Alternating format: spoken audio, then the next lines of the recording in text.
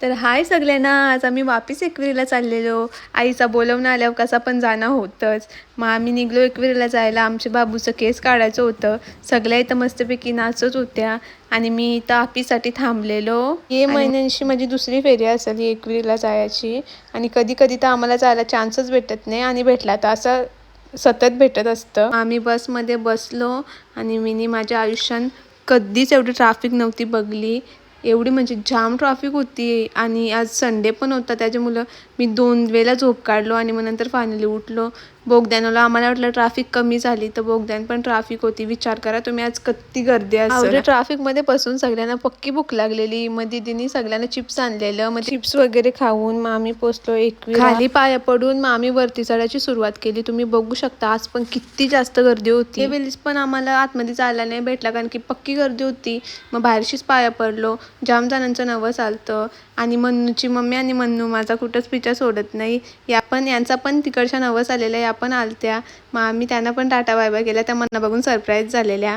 मग आम्ही उतरलो आणि आमच्या बाबूचं केस काढायसाठी ते चढत होतं आणि आम्ही उतरत होतो. कारण की मी गेल्याच म्हणजे आलो वरती, कारण की मला जास्त गर्दी जमत नाही म्हणून मी पाया पडून आलो. आणि आपिसाने माझं हेच गोष्टीवर बोलणं चालू होता की इथं नियम लागू आहेत की शॉर्ट्स नाही घालायचं, म्हणजे वेस्टर्न वेअर नाही करायचं. तरी पण बरेच जण तसंच कपडे घातलेलं. यांना बँड वाजवल्यावर प्रॉब्लेम होतो, यांना फोटो काढल्यावर प्रॉब्लेम होतं. पण या गोष्टींवर यांचं लक्ष नसतं की कोण कसं कपडे घालून आले. यावी इथं फाईन लावलं पाहिजे या गोष्टीसाठी, कारण की आम्ही जणं बघले अशी. आता काय बोलायचं. मग नंतर आम्ही खाली उतरलो आणि खाली अजय गायकवाड आपीचा फेवरेट सिंगर आलेला. तर आपीला त्याच्यावर फोटो काढायसाठी आम्ही जामसर इथं थांबलो.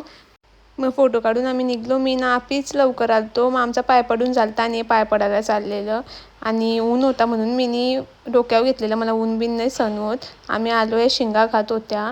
मग नंतर आम्ही बसलो जेवायला आणि मग मला वहिनीचा जेवण वाढायला आल्या. माझी मस्तपैकी त्यावी सोय केली ती.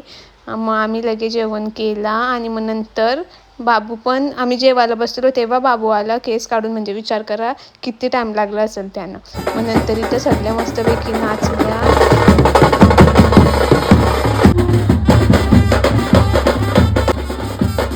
मग बाबूचं केस काढलेलं, मग उंडरं पण इथंच घोललं आणि मी घरी यायला निघलेलो. रास टाईम झालता आणि निघता पण आम्हाला एवढा टाईम लागला तिथून आणि मग नंतर आम्ही घरी आलो.